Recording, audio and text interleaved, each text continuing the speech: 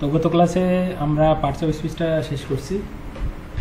এখন আমরা টেন্স দেখব। টেন্সও বেশ একটা বড় ডিটেলস বিষয়, কিন্তু এখানে আমরা টেন্স শিখবো যেটুকু আমাদের বাকি গ্রামার আইটেমগুলো করতে প্রয়োজন।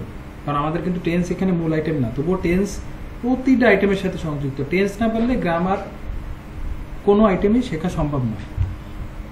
প্রতিটা জিনিসের সাথেই টেন্স জড়িত, যে কোনো গ্রামার আইটেমের সাথে কিন্তু টেন্স জড়িত আছে। টেন্স শেষ মানে সব গ্রামারের 50% শেষ। টেন্সকে বলা হয় ইংরেজির মা। তো এখন আমরা দেখব টেন্স কি। টেন্স মূলত হচ্ছে কাল বা সময়।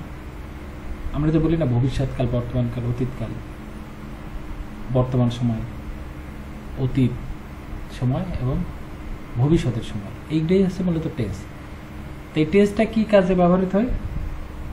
টেন্সটা মূলত আমরা যখন কোনো বাংলা বাক্যকে আমরা ইংরেজিতে বলতে চাই, তখন মূলত টেন্সের অনুযায়ী, অর্থাৎ এটা কি বর্তমানকাল না অতীতকাল না ভবিষ্যৎকাল, সেই অনুযায়ী মূলত ইংরেজিটা করা হয়। এটাই মূলত এটাই ইংরেজির একেবারে ভিত্তি। তো টেন্স টোটাল 3 প্রকার। একটা হচ্ছে প্রেজেন্ট টেন্স বা বর্তমানকাল, পাস্ট টেন্স বা অতীতকাল বা অতীত সময়, আর একটা হচ্ছে ফিউচার টেন্স বা ভবিষ্যৎকাল বা ভবিষ্যৎ সময়। তো এই প্রতিটা টেন্সে আবার 4 ভাগে ভাগ করা হয়েছে। তো প্রথমে আমরা প্রেজেন্ট টেন্সে আসবো। প্রেজেন্ট টেন্সকে আবার 4 ভাগে ভাগ করা হয়েছে। এর ভিতরে 4টা আছে।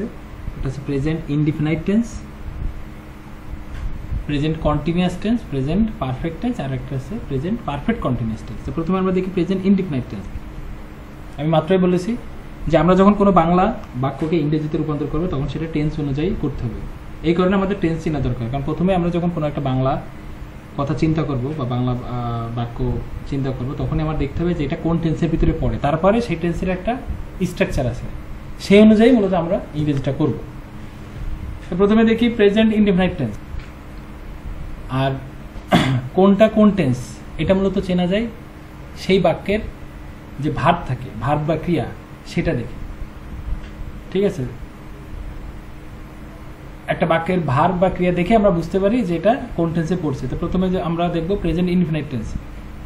যদি কোনো কাজ বর্তমানে হয় বা হয়ে থাকে, বা সব সময় কোনো কোনো কাজ আছে সব সময় হয় এরকম বোঝায় কথার মাধ্যমে, সেগুলো সব প্রেজেন্ট ইনডিফিনাইট টেন্সে পড়ে। আমি উদাহরণ দিলে জিনিসটা আরো পরিষ্কার হবে। যেমন আমরা ভাত খাই,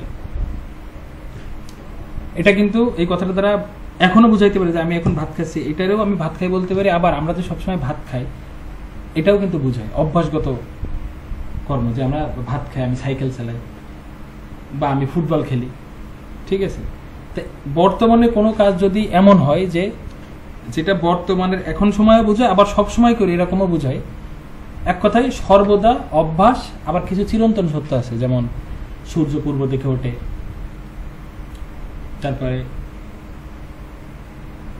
বাচ্চারা স্কুলের মাঠে খেলে, এরকম কিছু ভার্ব আছে,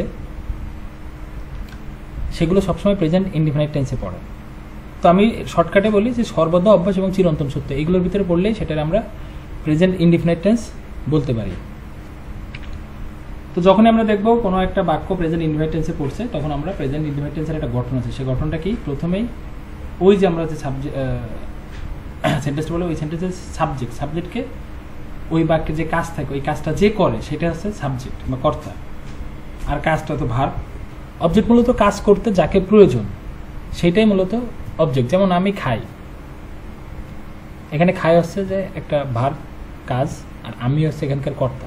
এই বাক্যে কিন্তু কোনো অবজেক্ট নাই। আবার আমি যদি বলি আমি ভাত খাই, এই ভাতটা কিন্তু এখানে অবজেক্ট, কারণ এই ভাতকে আশ্রয় করে কিন্তু আমার কাজটা করা লাগতেছে। তো এটা হচ্ছে গঠন, যে প্রথমে সাবজেক্ট বসবে, তারপরে ভার্ব বসবে, তারপরে হচ্ছে অবজেক্ট, এবং এর পরেও যদি কিছু থাকে, যেমন আমি ভাত খাই কোথায়, আমি আমার বাসায় ভাত খাই, বাকিগুলো বসে যাবে। কিন্তু মূল গঠনটা এরকম, যে প্রথমে সাবজেক্ট, তারপরে ভার্ব, তারপরে হচ্ছে অবজেক্ট। এখন এখানে আবার আমি লিখছি মেইন ভার্ব বা V1। একটা ভার্বের কিন্তু কয়েকটা রূপ আছে। আমরা ইতিমধ্যে অনেকেই এই বিষয়টা জানি যে প্রেজেন্ট, পাস্ট আর হচ্ছে পাস্ট পার্টিসিপল। যেমন ইট মানে খাওয়া, এট মানে খেয়েছিলাম।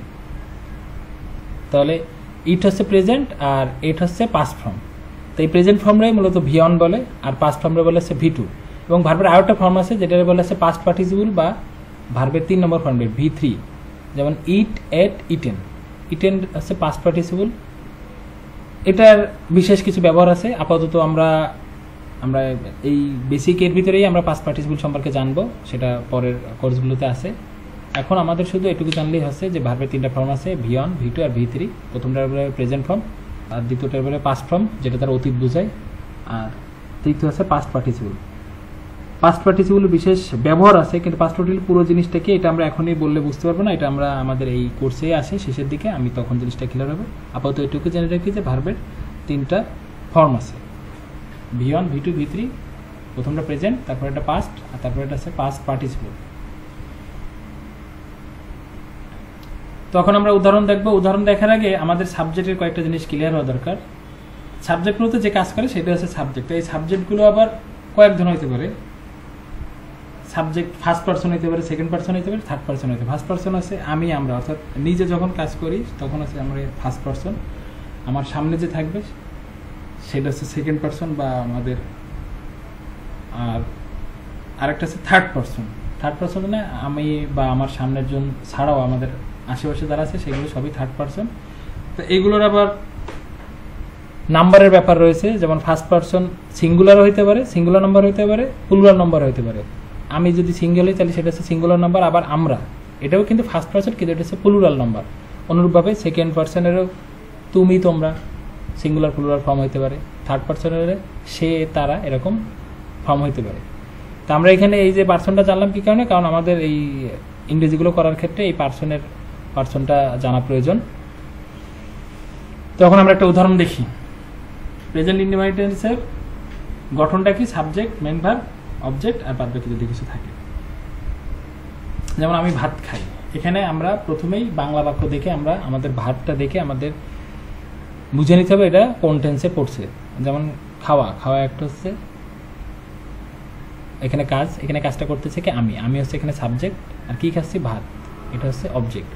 তার প্রথমে সাবজেক্ট আই, অনুরূপভাবে তারপরে ভার্ব ইট, যেহেতু এখানে V1 বসে এই জন্যই খাওয়ার ইংরেজি খাওয়া, এখানে আমরা ইটি বসাই দিচ্ছি, এবং পরে অবজেক্ট। আর একটা উদাহরণ আছে, যেমন সে প্রতিদিন স্কুলে যায়। এই যে সে প্রতিদিন স্কুলে যায়, এটা একটা অভ্যাসগত কর্ম, সুতরাং আমরা নিশ্চিত যে এটা একটা প্রেজেন্ট ইনডিফিনিট টেন্স। এখন কে যায়? সে আছে সাবজেক্ট, তাহলে হি। তারপর আছে কি আমাদের ভার্ব, যাওয়ার ইংরেজি কি? গো। তাহলে হি গো টু কোথায়? স্কুল। কোথায় যায়? স্কুলে। কবে কবে? প্রতিদিন। তাহলে হি গো টু স্কুল এভরিডে। কিন্তু এখানে খেয়াল করে এখানে কিন্তু গোজ আছে। গোজ কেন আছে? এখানে একটা এক্সেপশন আছে, যে যদি সাবজেক্ট, আমাদের এই টেন্সের ক্ষেত্রে একটা এক্সেপশন আছে, যে যদি subject third person singular number হয়, subject third person singular number হয়, তাহলে সেক্ষেত্রে ভার্বের শেষে এস বা ইয়েস যুক্ত হয়। ভার্ব ভেদে কোথাও কোথাও এস, আবার কোথাও কোথাও ইয়েস যুক্ত হয়। হ্যাঁ, অনুরূপভাবে এখানে আরো কয়েকটা উদাহরণ আছে, তোমরা পড়ে নাও, আমি পড়তে গেলে সময় নষ্ট হবে। আর দু একটা এক্সেপশনাল উদাহরণ দেখাই প্রেজেন্ট ইনডিফিনিট টেন্সের। যেমন সুমন একজন ডক্টর, এগুলো কিন্তু প্রেজেন্ট ইনডিফিনিট টেন্স, কারণ এটা চিরন্তন সত্য। তো এটা হচ্ছে প্রথমে সাবজেক্ট, আবার হওয়ার ইংরেজি যেহেতু ইজ এ ডক্টর, সুমন হয় একজন ডক্টর। আমার একটি কলম আছে, এগুলো প্রেজেন্ট ইনডিফিনিট টেন্সের ভিতরেই পড়ে। যেমন I have a pen, I হত্যা আমি বা আমার, আর হ্যাভ মানে থাকা, আই হ্যাভ এ পেন, আমার একটি কলম আছে। অনুরূপভাবে এখানে আরো কয়েকটা উদাহরণ আছে, তোমরা দেখে নাও। এখন আসি, যদি না বোধক করতে হয়, যদি প্রেজেন্ট ইনডিফিনিট টেন্সে না বোধক করতে হয়, তাহলে সাবজেক্টের পরে ডু নট বা ডাজ নট বসবে, এবং তারপরে ভার্ব বসবে। এক্ষেত্রে একটা বিষয় খেয়াল রাখতে হবে, যে যদি ডু নট বা ডাজ নট বসে, তখন কিন্তু ভার্বের সাথে এস বা ইয়েস যুক্ত হবে না। যেমন আমি ভাত খাই এর ইংরেজি ছিল আই ইট রাইস, আমি ভাত খাই না, এক্ষেত্রে হবে I do not eat rice. তো এখানে আবার ডু নট অথবা ডাজ নট বসে। ডাজ নট বসে শুধুমাত্র থার্ড পারসন সিঙ্গুলার নাম্বারের ক্ষেত্রে, সাবজেক্ট যদি থার্ড পারসন সিঙ্গুলার নাম্বার হয় তখন শুধুমাত্র ডাজ নট বসে, বাকি সকল ক্ষেত্রেই ডু নট বসে। তাহলে না বোধক বাক্যের গঠনটা আছে এরকম, সাবজেক্ট ডু নট বা ডাজ নট, তারপরে বিয়ন অবজেক্ট এক্সটেনশন। এখন প্রেজেন্ট ইনডিফিনিট টেন্সে যদি কোনো জিজ্ঞেস করতে হয় তাহলে প্রথমে ডু অথবা ডাজ আসে। এখানেও সেম, যদি থাকে তো সিঙ্গুলার নাম্বার হয় তাহলে প্রথমে ডাজ, আর বাকি সব ক্ষেত্রে আসছে ডু। তো আমরা একটা উদাহরণ দেখি, আমি কি ভাত খাই, জাস্ট কি প্রথমে ডু আনতে হবে বা ডাজ আনতে হবে, যেহেতু এখানে first person singular number subject, তাই আমি প্রথমে ডু, তারপরে আবার subject do I eat rice, আমি কি ভাত খাই, এখানে একটা ভুল আছে, এটা হবে বলতো ডু আই ইট রাইস, এখানে নটটা হবে না।